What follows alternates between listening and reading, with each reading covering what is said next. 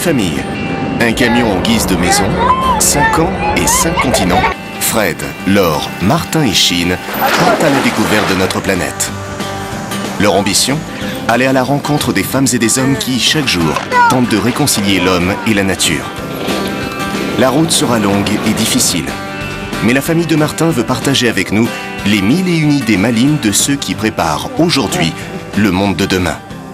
Bienvenue dans le monde de Martin.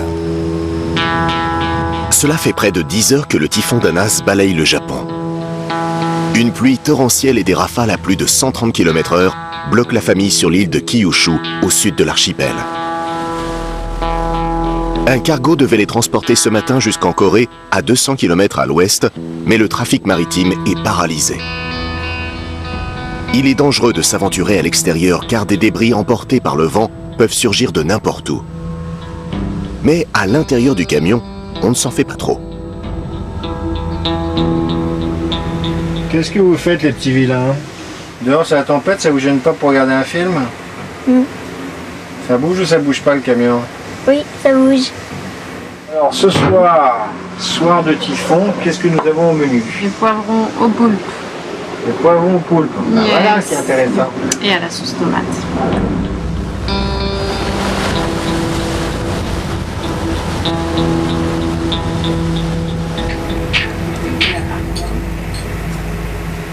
Alors on peut suivre le typhon par internet grâce à une antenne que nous avons sur le toit qui capte des signaux Wi-Fi très très loin. Et donc on voit très bien le déplacement de ce typhon là sur la côte nord-ouest du Japon. En tout cas on voit qu'il passe entre la Corée du Sud et le Japon qui est là, pile poil là où on devait aller. En fin de soirée, les vents redoublent d'intensité.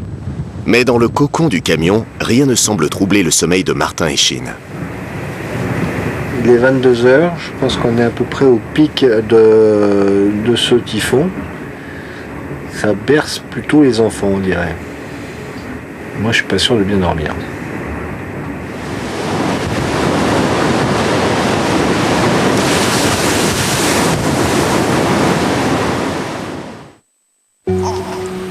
Allez, viens. Au réveil, le calme est revenu. Et Chine accepte de mettre le nez dehors. Tu sais ce que c'est, cette eau? Oui, c'est de l'eau de la mer. Il fait...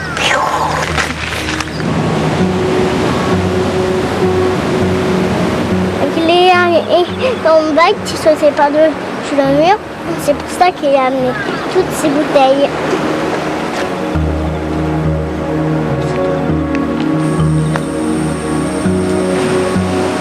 Alors là où on voit que les Japonais ont l'habitude des typhons, c'est qu'ils mettent des gaffeurs sur les vitres pour que si jamais elles explosent, le vent ne s'engouffre pas avec la pluie dans les maisons. Ingénieux. Aussi, sur ça, ils ont mis des pierres, parce que ça s'envole. Papa, alors on y va au ferry? La famille peut enfin prendre la route vers le port de Fukuoka pour tenter d'embarquer en direction de la Corée. Surtout, t'as vu la fenêtre du commandement quand on conduit, comme elle est grosse?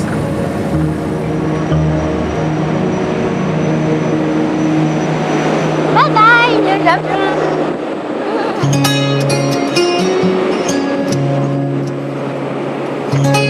Finalement, la traversée sera calme. Et 8 heures plus tard, Martin, Chine et Laure atteindront sains et saufs le port de Busan, en Corée du Sud.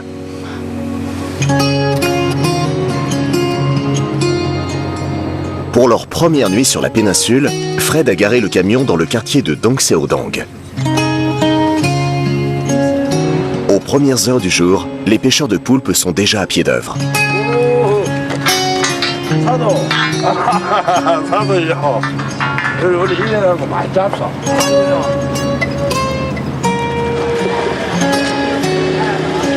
Il ne faut pas se fier à l'air provincial de ce petit marché. C'est en fait le plus grand du pays. Et la concurrence entre les vendeuses y est féroce. Regarde, il est parti. Il a remis. Il y en a un autre part.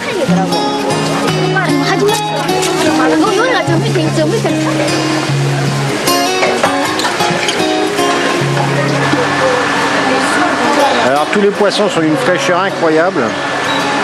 Il y a par exemple ici des Saint-Pierre, poissons magnifiques, avec filet levé s'il vous plaît.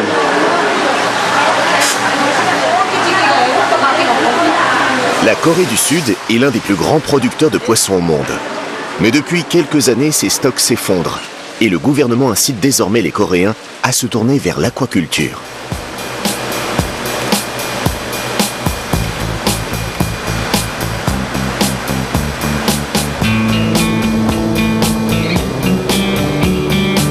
La famille prend la route vers le nord-ouest du pays, en direction du canton de Hongdong, pour y rencontrer une communauté encore très minoritaire en Corée.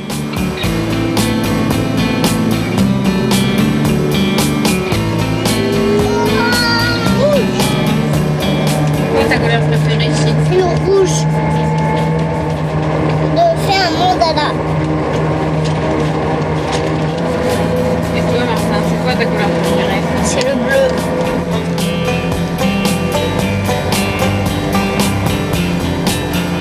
De la maternelle à la retraite, les Coréens sont connus pour s'imposer un stress et une pression permanente. Obsédés par la compétition, ils sont de plus en plus nombreux à souffrir de dépression et le taux de suicide du pays ne cesse de grimper. Certains jeunes Coréens ont décidé d'abandonner cette course permanente et de quitter la ville. Mais encore faut-il savoir vivre à la campagne. J'ai vécu à Séoul pendant 10 ans. Là-bas, il faut être le premier, tout le temps. Personne ne m'a jamais expliqué l'importance de comprendre le système agroalimentaire d'aujourd'hui. J'étais consommatrice à 100%. Je n'avais rien produit dans ma vie.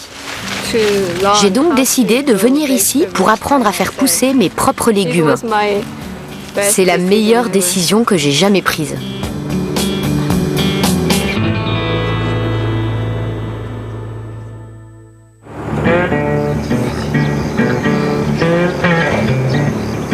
L'école Poulmo a été créée en 1958 pour éduquer les enfants de paysans. Aujourd'hui, elle accueille près d'1 millier de jeunes de la maternelle à l'université. La plupart des professeurs sont des fermiers de la région qui viennent enseigner ici gratuitement. Leçon du jour, l'égrenage à l'ancienne. Regardez, c'est comme ça que faisaient les anciens. On tire de cette manière. Vous avez compris? 1, 2, 3.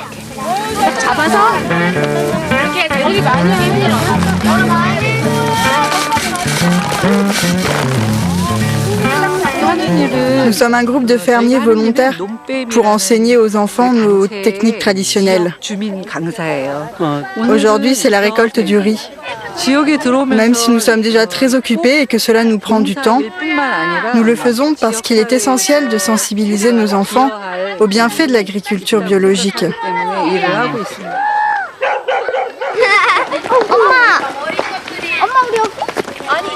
Après les cours, Fred est attendu par Monsieur Hong Sun-myung, le fondateur de cette école ouverte à tous. Bonjour Monsieur Hong, heureux de vous rencontrer. Heureux de vous rencontrer. C'est la bibliothèque? Oui, c'est la bibliothèque. Entrez s'il vous plaît. Merci. Monsieur Sun-myung a de quoi être fier. En 2009, son école a été récompensée par l'UNESCO. Mais il sait que l'éducation à l'agriculture n'est pas suffisante pour former de jeunes esprits. Et il tient à ce que ses élèves suivent également le cursus normal. Pour construire une communauté locale solide, qui repose sur des coopératives et sur l'agriculture biologique, la population doit avoir le même niveau d'éducation que l'élite.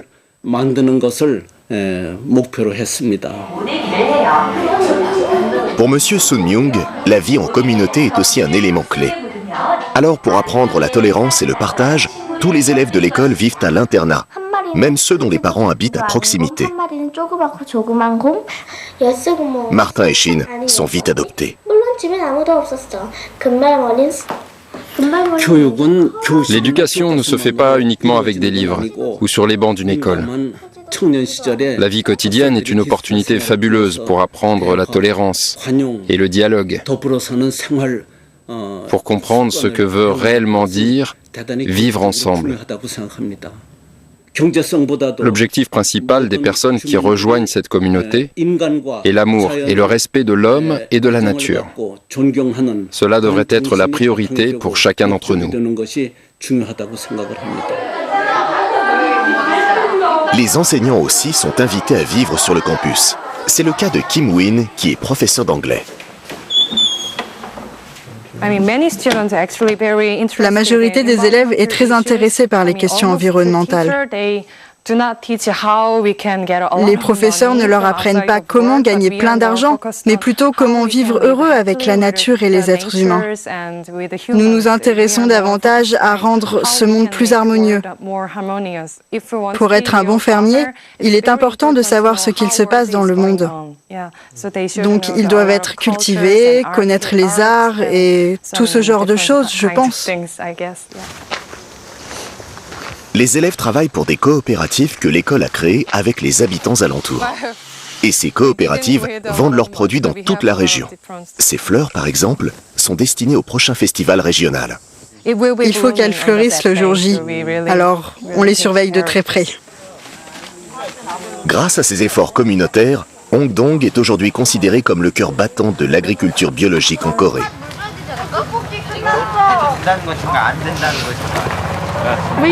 Nous travaillons dans cette serre 2 fois par semaine. En ce moment, nous y faisons pousser de l'ail, des laitues et des tomates. Et nous cuisinons nos produits tous les jours. Et tu voudrais devenir agricultrice? Pas comme emploi principal, mais je voudrais avoir mon propre potager.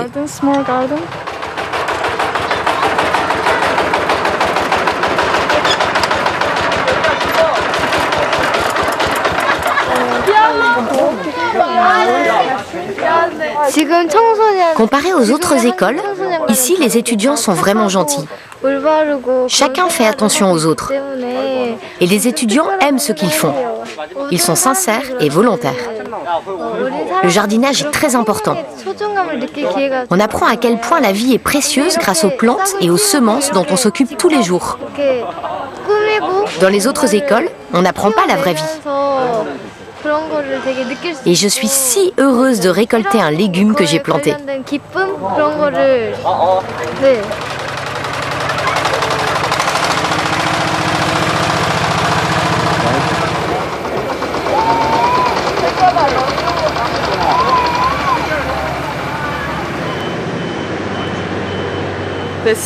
Cette école est un lieu où chacun peut être lui-même et non pas des robots à étudier. On se dispute souvent, mais c'est une bonne chose, car on s'explique et comme ça, on apprend quelles sont nos différences. Ensuite, on travaille dessus, on trouve des solutions ensemble. L'agriculture biologique est un sujet important auquel on devrait réfléchir davantage. Ce n'est certainement pas une question que les gens doivent négliger, car elle est directement liée à nos vies. J'aimerais en fait créer un endroit comme ici, pour que le monde soit toujours agréable et qu'il y ait encore plus d'endroits comme Hongdong pour vivre.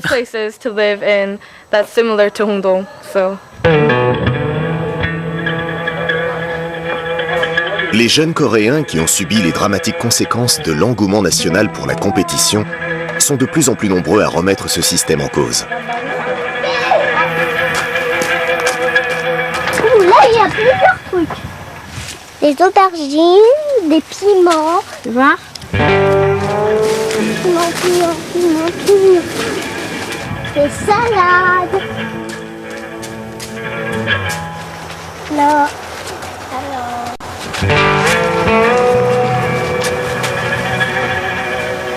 Et pour les feuilles des salades, on fait des sandwichs avec. C'est-à-dire?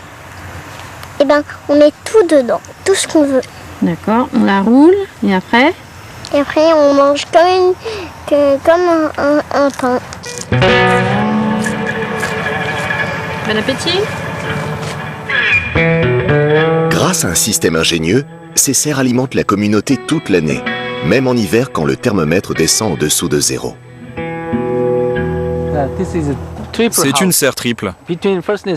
Entre la première et la deuxième serre, on envoie l'eau d'arrosage et la lumière en hiver. Donc l'eau dans le sol reste à 15 degrés, quand à l'extérieur il fait des températures négatives. Donc ça chauffe la serre. Comme ça les légumes peuvent pousser en hiver.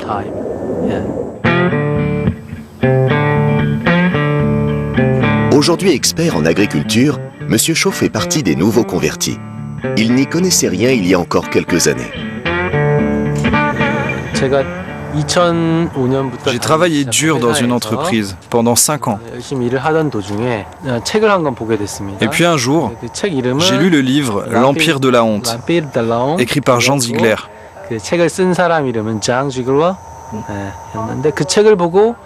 Il m'a fait beaucoup réfléchir. Je me suis demandé pourquoi ce monde était si inégal. Pourquoi il y avait tant de gens pauvres.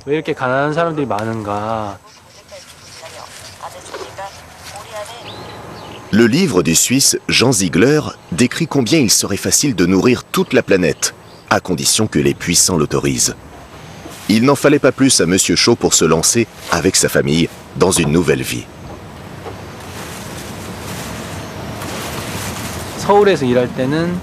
Avant, je me posais toujours des tas de questions à propos de mon travail ou simplement de ma vie.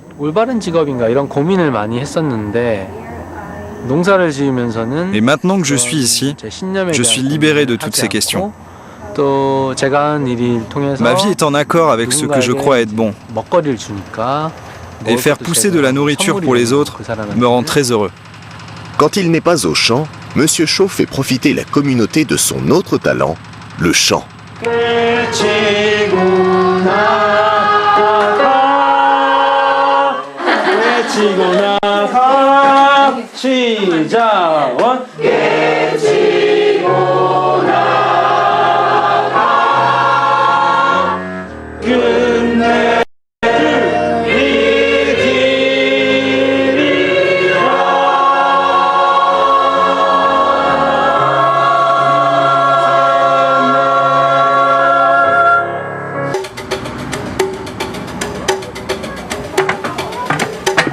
Aujourd'hui, c'est jour de marché. Il n'y a pas besoin d'aller bien loin puisque le marché est juste derrière le camion.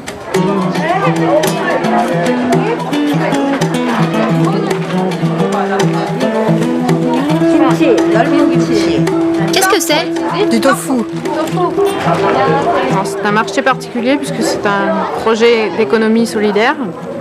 Ce sont les grands-mères qui produisent des fruits et des légumes et qui les vendent ici au marché. Donc c'est une place pour elles.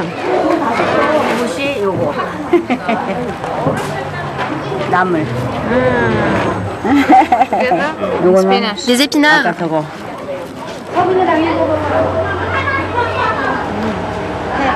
Oui, c'est bon. Je voudrais des carottes aussi. Ok. Oui, ça va de soi que tout est bio. Il n'y a qu'à voir la tête des carottes. Magnifique. Donc ça leur fait un petit revenu complémentaire, de l'activité physique et bien sûr une vie sociale. Ah, il faut que je goûte quelque chose.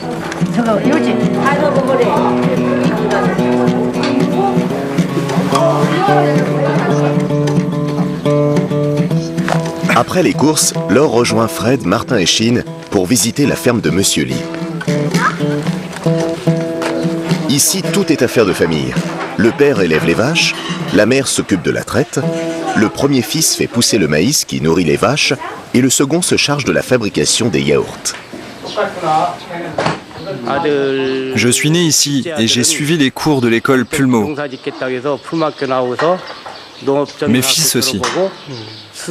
Ils ont suivi les mêmes cours que moi. Aujourd'hui, nous sommes vraiment heureux de pouvoir travailler ensemble et de fabriquer nos yaourts. Nous pouvons vivre de notre activité, mais en plus je réalise mon rêve.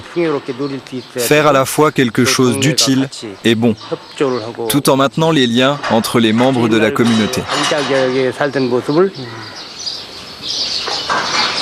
Qu'est-ce que tu bois, Chine? du yaourt. Du vrai yaourt, il vient d'ici, de cette maison. Il est bon? Oui. Alors Martin, ces vaches, c'est des ovipares ou des vivipares? C'est des vivipares. Ouais, pourquoi? Parce que le bébé sort du ventre de la maman. Eh oui, bravo. Bien appris ta leçon de CE2. L'esprit communautaire insufflé par l'école Poulmeau a gagné tous les secteurs de l'agriculture locale, même les plus improbables.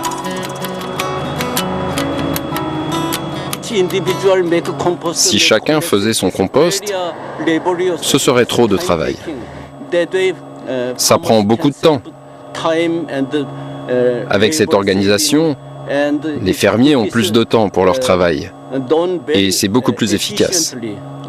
C'est pour cela que nous pensons que certaines tâches doivent être gérées collectivement.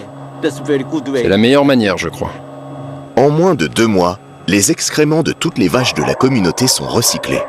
Et voilà un compost fini qui, contrairement à ce qu'on pourrait croire, ne sent pas du tout la vache. Les coopératives de l'école produisent énormément de riz. Le surplus est vendu en ville, mais la majorité de la production est destinée aux locaux qui préachètent les produits chaque semaine.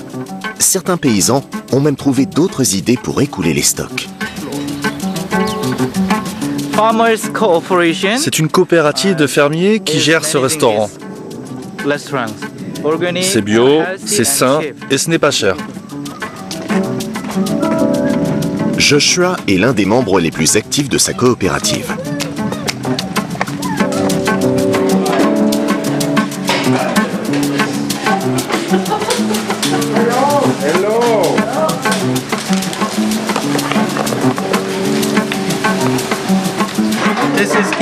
C'est du kimchi et ça, du hagenshi.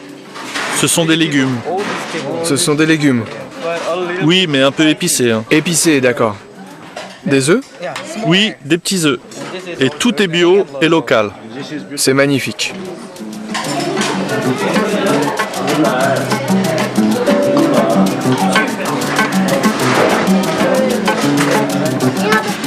C'est délicieux.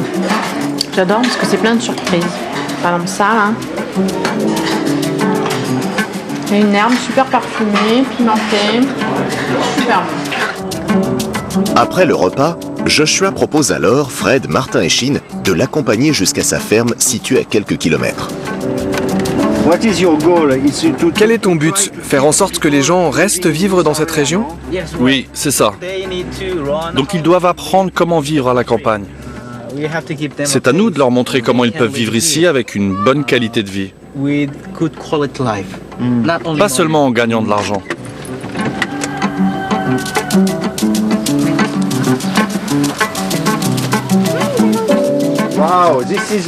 Alors voici la fameuse maison. C'est que de la terre ou il y a aussi de l'herbe? De la terre, du sable et de l'argile mélangée. Un peu de ciment? Non, pas de ciment. Et les sacs? Tu sais, les oignons.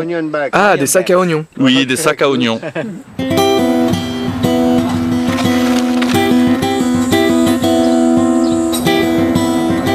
après, les petits, il va les enlever, venez.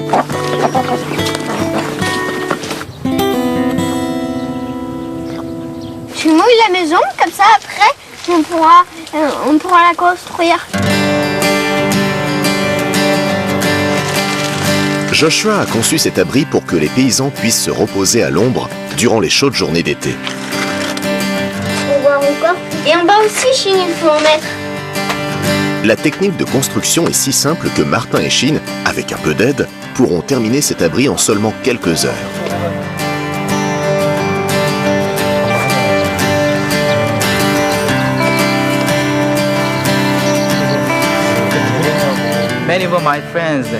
Beaucoup de mes amis ont des problèmes. Ils ont certes une vie confortable à Séoul ou dans d'autres villes, mais ils sont souvent sujets à des maux de tête ou de ventre. Alors ils viennent faire une pause ici et on travaille ensemble sous le soleil pour, comment dire, pour transpirer. Oui, transpirer. C'est très utile. et pour tout le monde. Le jardinage est bon pour tout le monde, y compris pour les jeunes handicapés que Joshua accueille 2 heures par semaine.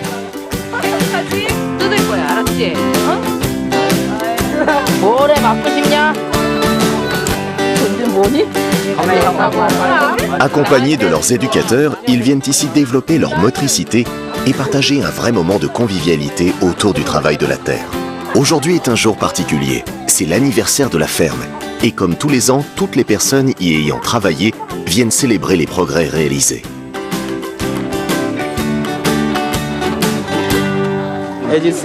Comme tu peux le voir, certains sont handicapés et d'autres non. Mais ils prennent du bon temps. Ils mangent et rigolent ensemble. C'est une très belle journée. Je veux des journées comme ça. Je veux vraiment ça. Pour Martin et Chine, malheureusement, le temps est venu de quitter l'école Poulmo pour reprendre la route.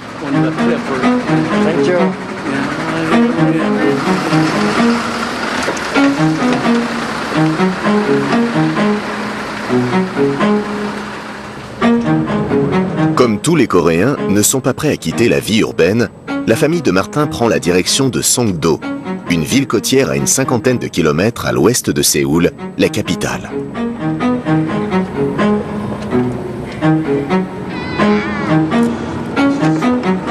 Au bord de la mer Jaune, la toute nouvelle ville de Songdo est unique au monde. Et si le concept fonctionne, ses promoteurs ont prévu de l'exporter clé en main dans le reste de l'Asie. Alors maintenant direction Songdo, qui n'est plus très loin. Où est-ce qu'on tourne? Ça va être là. C'est là où on va dormir? Ouais. Ouais, trop cool.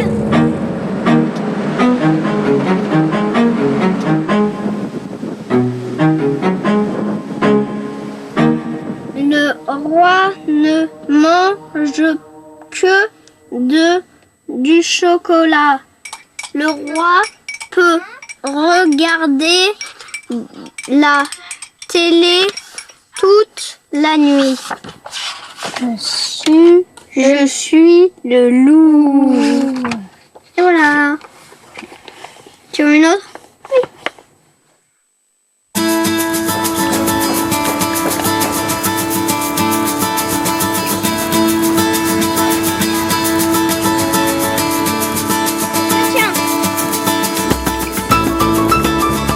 Construite en moins de 10 ans directement sur la mer, Songdo a été conçu pour être la vitrine du savoir-faire coréen en matière de développement durable. Tous les systèmes de la ville sont interconnectés pour optimiser la consommation d'énergie. On peut s'y déplacer en bateau et des dizaines de kilomètres de pistes cyclables ont été aménagées.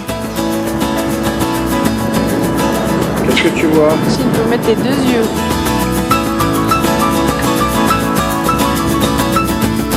Songdo est la première cité du monde à abriter autant de bâtiments à haute qualité environnementale. Conçus pour consommer un minimum de lumière artificielle, leur électricité est produite par le recyclage de leurs propres déchets. Voilà, c'est ça. Après le clôture. Attends, regarde. S'il te plaît.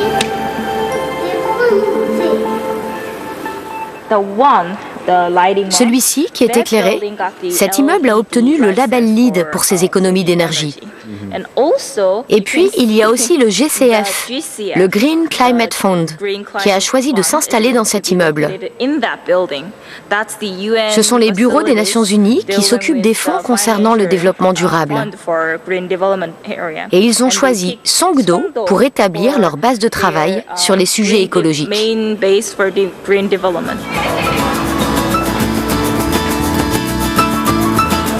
Alors autant vous l'avouer, je ne suis pas fan des grandes villes, mais je dois reconnaître que celle-ci est assez sympathique. On n'a pas l'impression d'être en ville.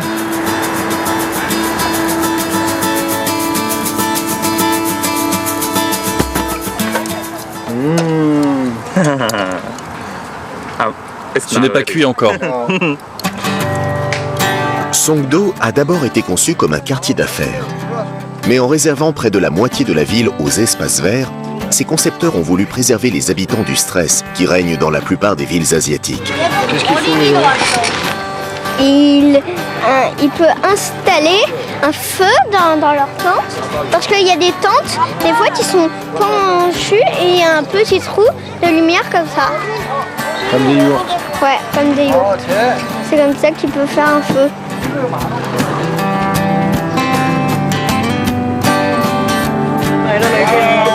Waouh, du crabe. Oui, et voilà du chou. Typiquement coréen. Bon appétit, we say in French. Bon appétit, on dit en français. Songdo est une des villes les plus agréables et pratiques. Pourquoi ? Il y a tellement de parcs et tous ces immeubles modernes. Les gens contrôlent beaucoup de choses pour leur maison, comme le chauffage par exemple. Ils peuvent régler la température à distance avant de rentrer chez eux. Et donc faire des économies quand ils ne sont pas là. Et puis tout le monde peut se retrouver ici. Passer du bon temps avec les amis. J'aimerais vivre ici. Mais bon, les villes modernes comme ça, c'est un peu cher. Vraiment ? Oui. Songdo est effectivement assez cher. Et même si les habitants sont de plus en plus nombreux, c'est sans doute la raison pour laquelle la ville est encore un peu fantomatique. Ce qui ne semble pas déplaire à Martin. Il m'a dit qu'il aimait cette ville parce qu'elle est calme. C'est ce que votre fils m'a dit, qu'il se sentait détendu. Oui, c'est vrai. Et j'ai ressenti exactement la même chose que lui. Parce que dans les autres villes, je deviens folle à cause du monde et de tout ce qui se passe autour de moi. Oh, 지선이 안녕히 가세요.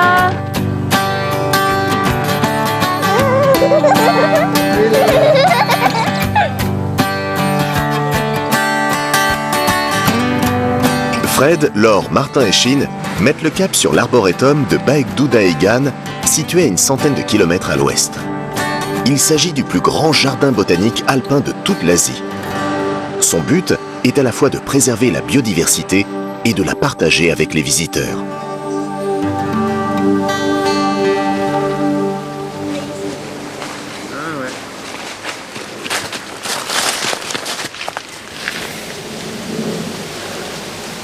Qu'est-ce que tu fais, Shin? Je ramasse toutes les feuilles de la forêt. Et pourquoi? Parce que ils sont trop belles.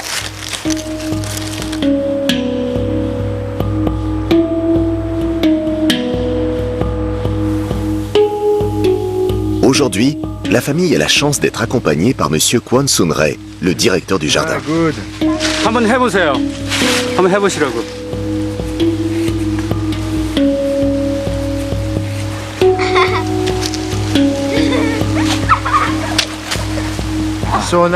Que doit-on faire maintenant? Il voudrait chanter si vous êtes d'accord. Chanter? Ok, allez-y. 아리랑 아리랑 아라리요 아리랑 고개를 넘어간다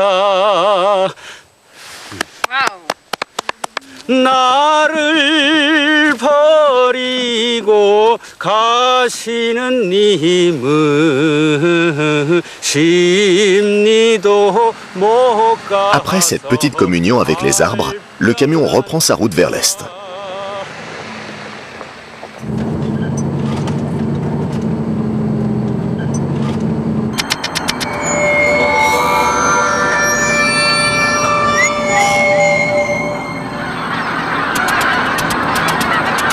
Qu'est-ce que tu regardes, Shin? Les oies. Et vous? Par là, en Nouvelle-Zélande. Et c'est comme une boussole. Ça nous dit où est la Nouvelle-Zélande. Et elle est par là. Ces oies grises, que l'on appelle aussi oies des moissons, arrivent de Sibérie et parcourent chaque année plusieurs milliers de kilomètres pour échapper à l'hiver. Là, il y en a plein, tu veux passer par-dessus le camion. La famille de Martin décide de les suivre jusqu'au réservoir de Junam, une zone humide bien connue des oiseaux migrateurs.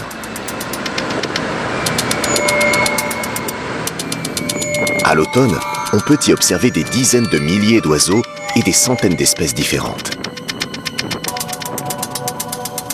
Des grues, des hérons, des cygnes, des oies grises et des oies à front blanc profitent de ce réservoir artificiel pour faire une halte. Pour certaines espèces menacées, cette zone protégée est même une question de survie.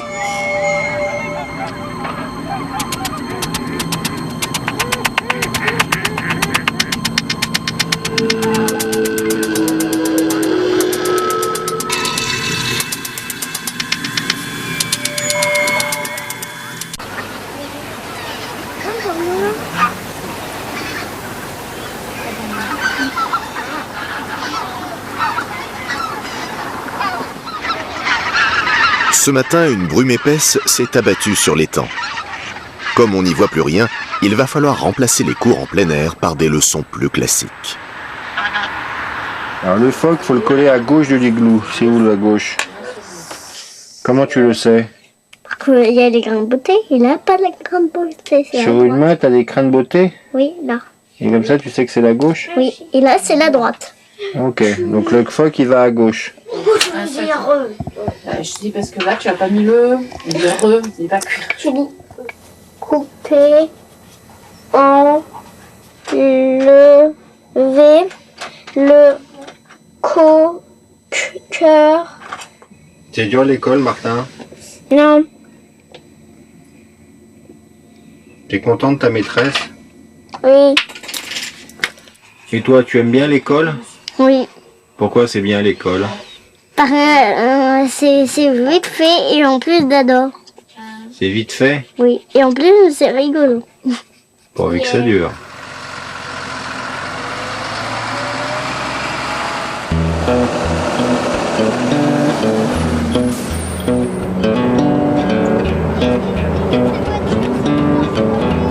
La prochaine étape de ce voyage en Corée est la ville de Daegu.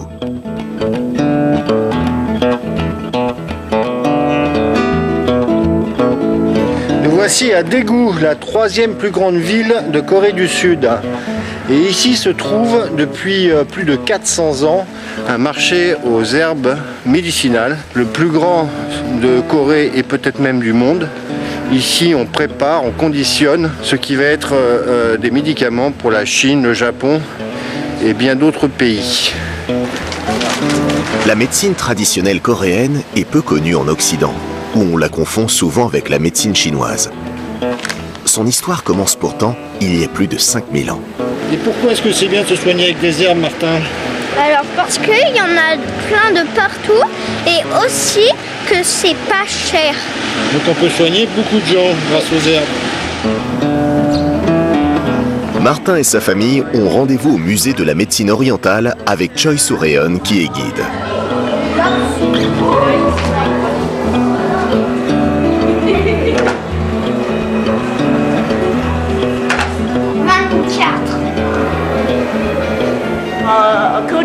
Selon la médecine orientale, il y a 5 couleurs qui sont très importantes.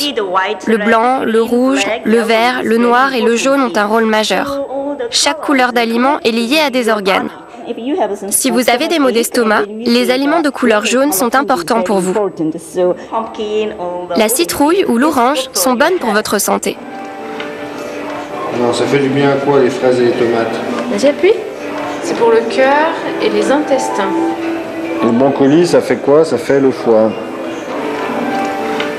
Souvent dénigrée par la médecine occidentale, la médecine traditionnelle est pourtant de plus en plus reconnue comme un traitement complémentaire par une nouvelle génération de médecins, malgré les inconvénients qu'elle peut présenter pour l'environnement.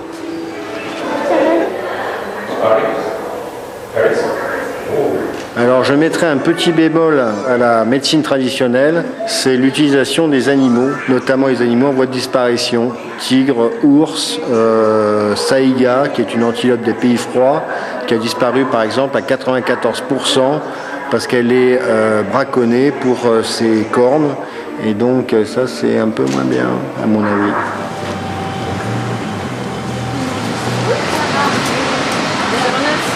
Le marché de phytothérapie de Daegu existe depuis 1658. À l'époque, les médecins de toute la Corée s'y rendaient 2 fois par an pour se procurer les ingrédients nécessaires à la fabrication des remèdes.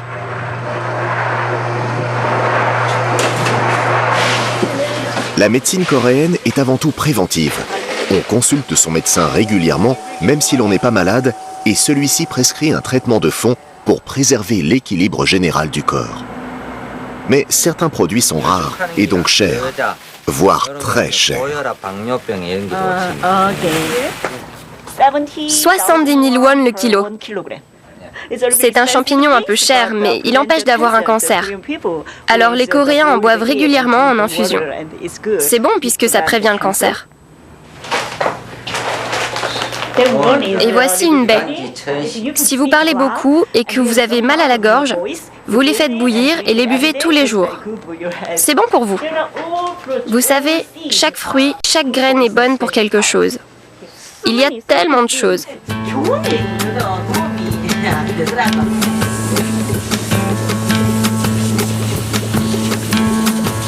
Alors, qu'est-ce qu'on fait ici, Chine?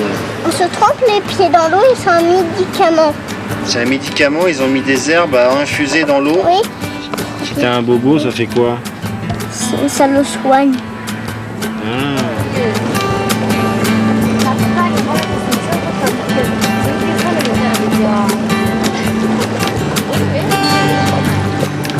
Alors, dans la médecine orientale, chaque partie du pied correspond à un organe du corps. Et donc c'est important de s'occuper de ses pieds, comme par exemple ce bain. C'est une très bonne prévention. Et dans le fond, il y a des petits cailloux, donc on peut marcher et faire un massage de pied en même temps. Ça sent quoi? Ça sent les plantes.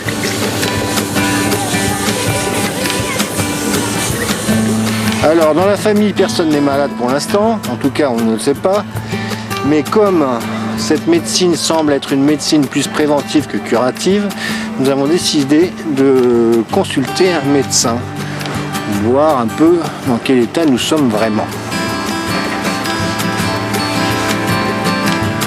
Le cabinet du docteur Park Shin-ho existe depuis 90 ans. Et dans la famille, on est médecin de père en fils depuis 3 générations. Il pose 3 doigts sur votre poignet pour vérifier la force et la direction de votre pouls. Avec cette méthode, il peut vérifier le haut de votre corps, au-dessus de la poitrine, puis le milieu, entre la poitrine et le nombril, et enfin le bas du corps. Pas de douleur à la hanche? Ah si, il y a 2 mois, j'avais très mal. Et maintenant, ça va? Maintenant, ça va mieux.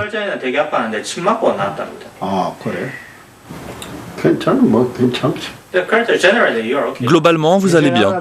Globalement, ça va. Je suis en bonne santé. Ça, c'est une bonne nouvelle. Thank you. Aux enfants?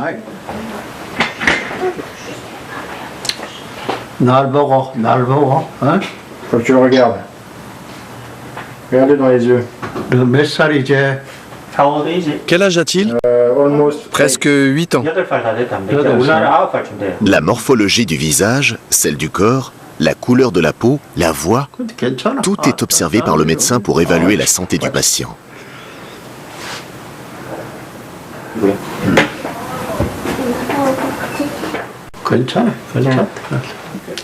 Elle va bien aussi.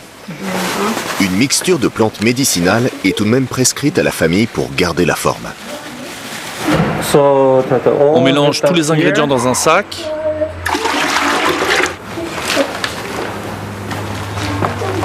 Une fois le mélange prêt, il est infusé sous pression pendant 5 heures. Le jus obtenu est ensuite conditionné pour être bu quotidiennement pendant 1 à 2 mois. Une méthode douce et naturelle, bien loin des comprimés miracles que nous sommes habitués à consommer en Occident. Une pratique qui a cependant ses limites.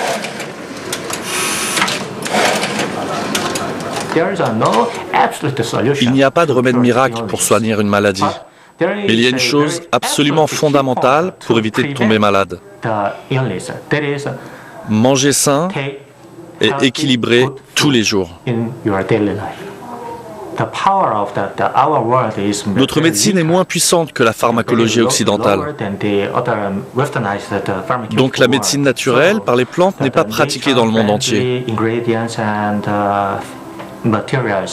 Mais Ironiquement, les Occidentaux cherchent de plus en plus à intégrer de nouvelles molécules venant de plantes pour leurs médicaments.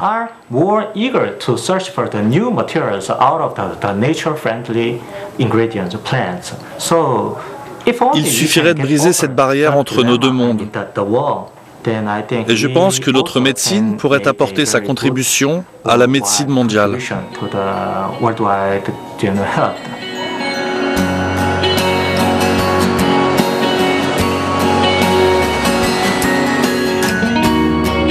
Retour vers le sud et la ville portuaire de Busan par laquelle la famille est entrée en Corée il y a 6 semaines.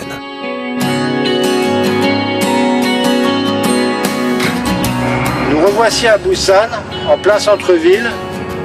De plus, à l'heure des embouteillages, tout ce que j'aime. Direction l'aquarium. Ici, il y a un programme assez important de protection des requins. Les requins sont menacés. Et ici, il y a un projet assez intéressant que nous allons visiter.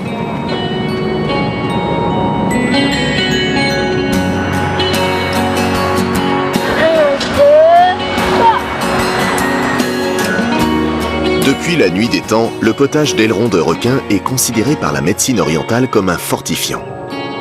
Mais sa valeur nutritive est en vérité assez faible. Et beaucoup de requins contiennent désormais du mercure, nocif pour la santé. Pourtant, des millions de requins continuent d'être tués chaque année pour leurs ailerons. L'aquarium de Busan a mis en place un ambitieux programme de sauvegarde. Enchanté. Bonjour, heureux de vous rencontrer. Je suis Ginny Kim. Je m'appelle Fred. Ah, c'est des requins? Ginny Kim est à la tête du programme de préservation des requins. Beaucoup de Coréens mangent le Claudicat Shark, la roussette. Et les vendeurs sur le marché aux poissons jettent les œufs de requin qu'ils trouvent. Donc, nous récupérons les œufs de roussette, nous les conservons à la même température et dans les mêmes conditions que dans la mer. Ces bébés ont moins d'une semaine. Quasiment toutes les espèces de requins sont en train de disparaître à toute vitesse. Nous devons donc préserver et protéger toutes les espèces de requins. Le requin est un animal gentil et j'essaie de faire en sorte que les Coréens en prennent conscience.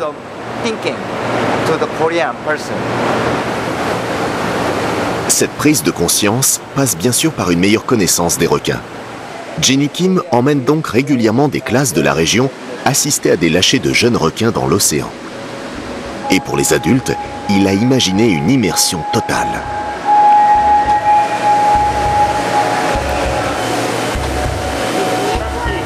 C'est une dent de requin. C'est pointu. Ça, c'est pointu. Ça fait mal. Ah ouais, c'est pointu. T'imagines qu'il en a plein comme ça, il en a plusieurs rangées dedans. Alors, pour prouver que les requins ne sont pas des animaux dangereux, j'ai décidé de plonger au milieu de l'aquarium, au milieu des requins. On va bien voir s'ils sont agressifs ou pas. D'accord? Mais quand ça arrivera, ils auront peur. On va voir.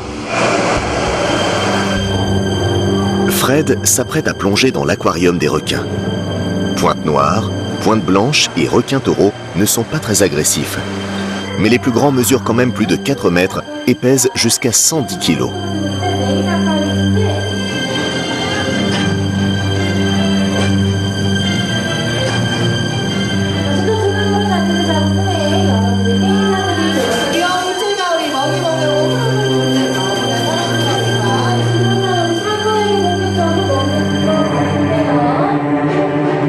La mise en scène est peut-être un peu exagérée, mais le but est louable. Car il s'agit de faire comprendre aux Coréens que les requins sont passés du statut de menace à celui de victime.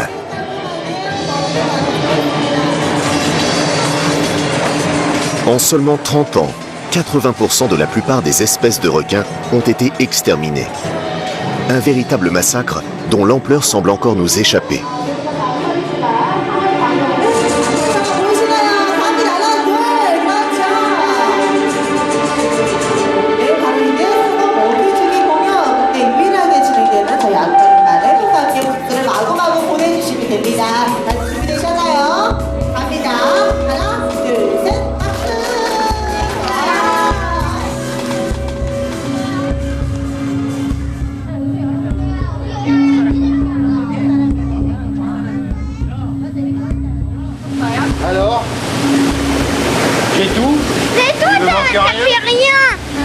atterrissé près d'un rocher, regardez. Eh, tu veux y aller, toi?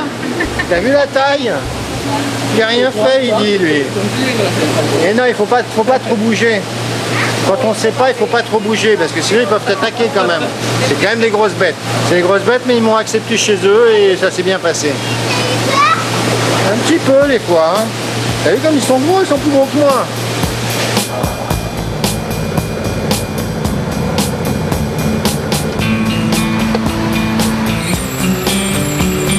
L'image que nous avons de la Corée est souvent celle d'un pays de technologie emporté par le culte de la modernité. Mais au cours de ce voyage, Martin et sa famille ont découvert l'autre visage des Coréens. Celui d'une jeunesse ouverte aux alternatives et soucieuse de rester en contact avec la nature. Une jeunesse sans doute plus proche des aspirations de Shin et de Martin.